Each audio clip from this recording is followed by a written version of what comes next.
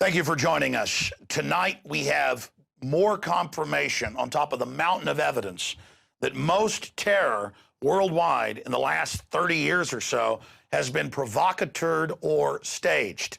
Now, you know the Gulf of Tonkin was staged to get us into Vietnam in '64. That's been declassified. And Operation Ajax, the U.S. and British governments used radical Muslim extremists to overthrow the government of Iran while claiming they were actually fighting those groups. This is done over and over again. You know, al-Qaida and the Taliban was created by the CIA, working with the Pakistanis, the Israelis, and Brits. All of this is on record, but we learn it decades later. Back with the 7/7 bombings 6-7 years ago, it came out on Fox News. Look this up. They had FBI agents that went public and reported, I'm about to get to the new news, but I'll give you some background here, and reported on the fact that a SWAT, the leader of the 7/7 bombing, was a MI6 asset. And there's our original article with a link to the Fox News video, terror expert, and it goes over the entire report. There's Fox News with FBI agent Loftus breaking it down. It was also in the London Independent. Okay, continuing with this information, ladies and gentlemen. Paul Watson has the news breaking at prisonplanet.com and infowars.com.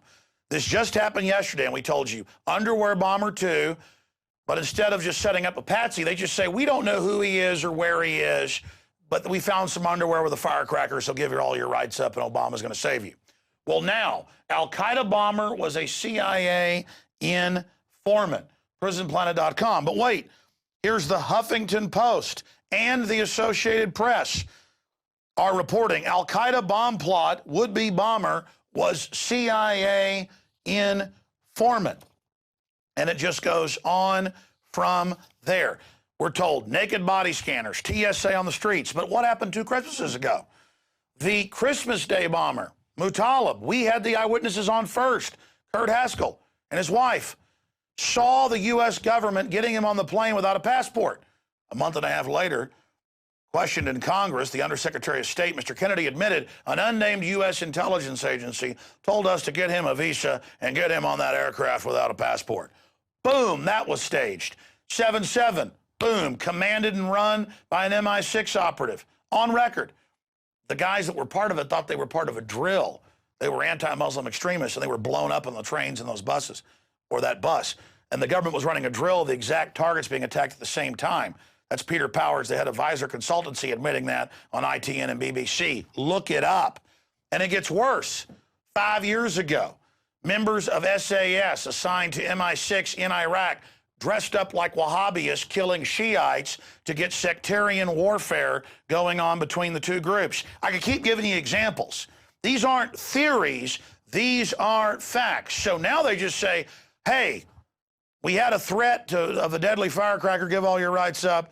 But instead of having some drugged up patsy like Muttalib, you know, drugged, rolling him onto the plane, who actually thinks he's part of al-Qaida, they just make up this new guy and say, oh my gosh, it's so sophisticated, it's so deadly, it's so evil. Of course, they were reporting yesterday, U.S. thinks underwear bomber built bomb with al-Qaida in Yemen. Oh my gosh, U.S. sends airport security guide to other countries. Yeah, buy the naked body scanners to keep you safe, the new domestic police state arms race.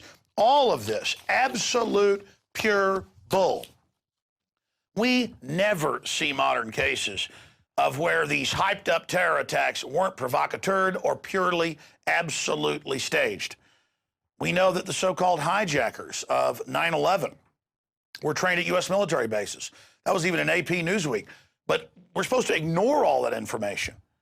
They were just people taking part in a drill, just like the 7/7 patsy. So here it is. AP, al-Qaida bomb plot, would-be bomber was CIA informant. Associated Press. Oh, but they say it was a double agent. Oh, that's how they spin it. Just like the troops have to grow the opium to fight al-Qaida in Afghanistan. And they got to rape children in Abu Ghraib in front of their parents to fight al-Qaida.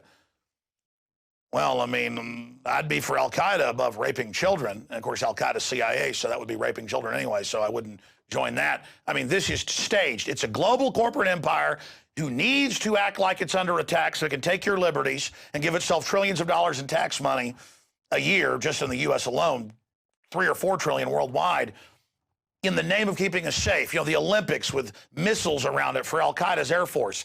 This is a pipe dream. The globalists think you're so dumb. All their propaganda is designed for people not paying attention. Remember, al-Qaida flies its flag over Libya and is exterminating blacks by the tens of thousands right now. Totally racist. Remember, al-Qaida is being used to attack Syria. No fan of Assad, but compared to al-Qaida, he's a great guy. They're blowing up police stations and being called freedom fighters.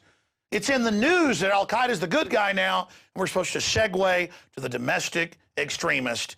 That is people that want liberty. Unbelievable information unfolding in front of us. But wait, a final piece of news in this spectrum of information we're breaking down here that's only the tip of the iceberg.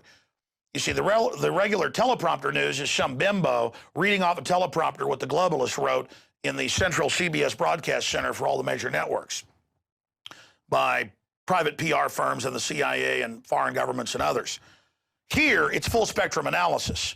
And we're even taking mainstream news where they have to admit this stuff and laying it out to connect the dots for you. Here is the London Telegraph today. U.S. secretly releasing Taliban prisoners from Bagram Air Base. Same thing at Camp X-Ray in Gitmo. Same thing at Abu Ghraib in Iraq, not just in Afghanistan.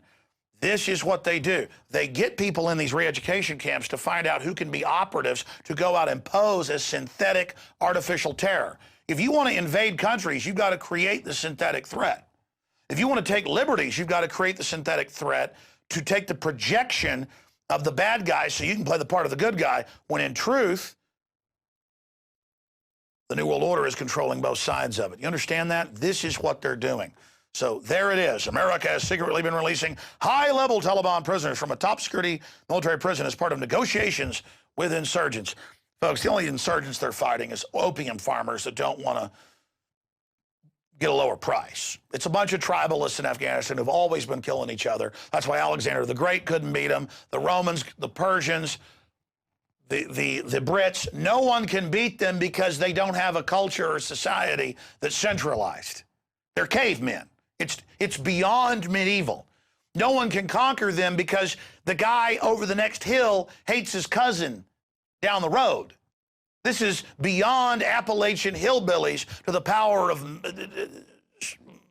infinity. So the globalists are there to get the $500 billion a year in opium. That's all that's happening. Okay. As we told you yesterday, this is staged, had all the earmarks. When they came out and said, oh, can't have bin Laden, he's in the ocean. Oh, who's this guy? We don't know. We found some underwear with a firecracker in them. Now, America, fall to your knees. We have an M80.